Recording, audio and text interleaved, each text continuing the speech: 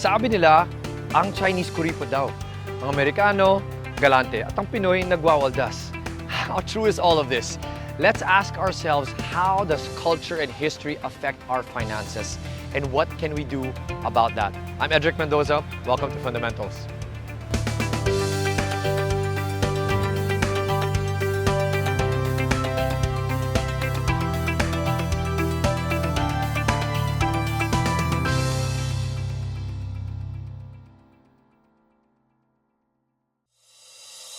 I've talked about Dave Ramsey and his quote that says personal finance is 80% behavior and 20% skill and head knowledge. Pinag-usapan na natin yun eh. But because it's so big, tanong natin ang sarili natin, what is influencing our behavior pagdating sa pera? Because when we understand what that is and we can fix that, this could possibly be the reason or the solution for you and me to improve the way we handle our money today. So, tatlong bagay. We are currently in the National Museum of Natural History, and the three influences I want to talk about. The first is family and friends. At ngayon, as you're seeing, there is this beautiful tree of life that is at the centerpiece here. Beautiful piece. At it reminds us of the influence of family. Family tree, itong mga metaphors natin. At sabi ko nga, the biggest influence, whether we're aware of it or not, is really our families. So here's what we want to do. Pagdating sa behavior na ito, itong unang influence, ano ba yung mga napansin natin pagdating sa ating mga magulang? Parents, grandparents, titos, titas, mga kapatid. Ask some hard questions. Ikaw ba are you having a problem with spending? Are you having a problem with debt? Are you having a problem with saving or giving? Whichever of these money areas is your struggle, ask yourself, saan ko kaya nakuha ito? Baka nakuha mo kay lolo, lola, or whoever. And if there are good things, then great.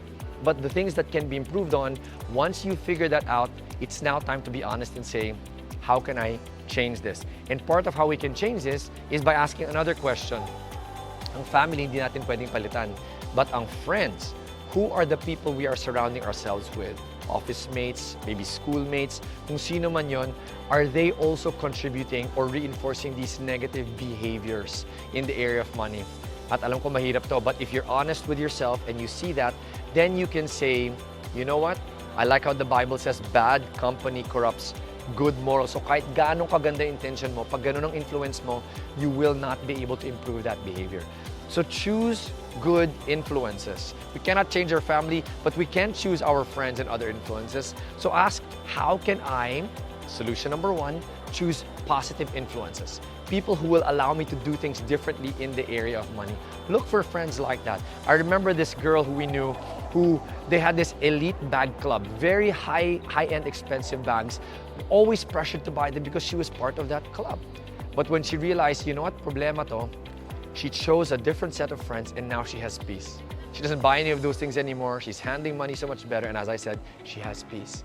Number two influence. Alam mo, we are in a museum, and as we are in a museum like this, we are reminded of history. There's so many parts of history as we go around this whole museum and various museums in the country or other parts of the world.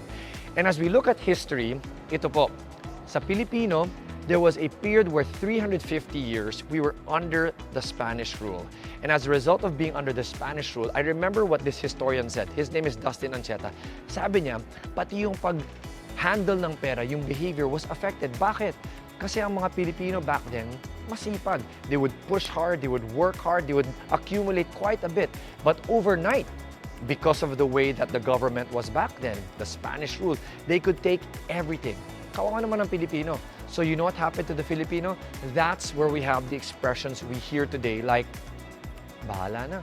Kasi kung magsisipag lang ako, kung maghihirap ako, magsisikap, wala namang mangyayari, bakit pa? And also the expression, mamaya na. So the mañana habit formed because of that. Why will I work so hard if that's what's gonna happen to me? So I might as well just relax and mamaya na. As we know, those are not the best behaviors that we've carried on today. And there is another version of that I've also seen that is a personal pet peeve of mine. Ano yun? Pag may nakita kang Pinoy, uy, kumusta ka na, bro? Or sis, kumusta ka na? And sasabihin nila, eto, hanggang dito lang, or ganun pa rin. When people think that way and respond that way, they really will not be able to improve their circumstances. I like to call that the poverty mindset. Literally, it's in their mind. That becomes the block. So what do we do about this influence in our history? or even in our minds as we think about it. Ang suggestion ko, what we can do is to remember the lines of this guy. His name is Dave Asprey. He wrote a book called Game Changers. And in that book, I remember what he said. He said, 100% of the actions we can control, we can control. So let's control it. We need to be able to tell ourselves, even if ganun ang pinanggalingan ko, you know what? If it's going to be, it's up to me. Ayan, ulitin nyo yun. If it's going to be, it's up to me. There are so many things I can control. So I cannot play the victim. Eh kasi ganun ang pinanggalingan namin. So bahala na, mamaya na. You can still control what is happening to you in your life today. Which leads me to the third and final behavior, which I found very interesting. Alam nyo, there is a researcher from Yale. He's a professor there. And in 2014, meron siyang na-discover. He found out in his research that language, ang salita natin, plays a big role in how we handle money. So itong sabi niya, there is futureless words and futured words. At ang mga bansa na may futureless words, generally, mas magandang paghawak ng pera. For example, the word save in the English language. Futured word siya because when you say save, merong past tense, saved, may present tense, saving, at may future, will save. Sa Pinoy, ganun din po. In Filipino, we have ipon, nag-ipon, nag-iipon, at mag-iipon.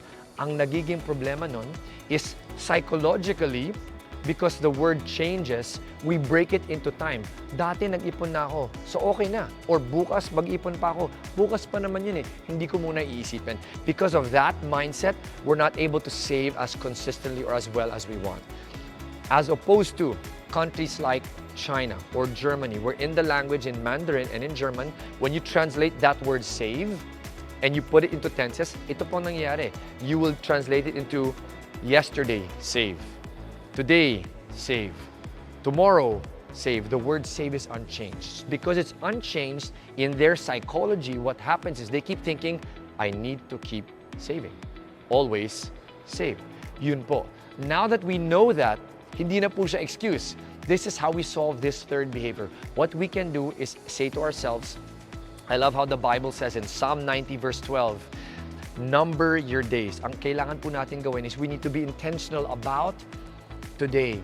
Because we have today, let's adopt that same mindset and that same behavior. What is within my control today, right now? I like to say ITM, hindi po ATM, at the moment, in the moment. Right now, as you're hearing this, look at your reality and the money you have and say, can I save anything right now? Can I pay for something in my debt? Can I invest something right now? You focus on today. Don't worry about the past. Don't worry about the future. Instead, focus on today. Number it. Be focused. Be intentional about today. And then watch what will happen in the area of our money. So I hope that these three behaviors and the solutions will be helpful for you as we realize this is my culture or influence that has affected my finances, and now I can change that. You can start that today.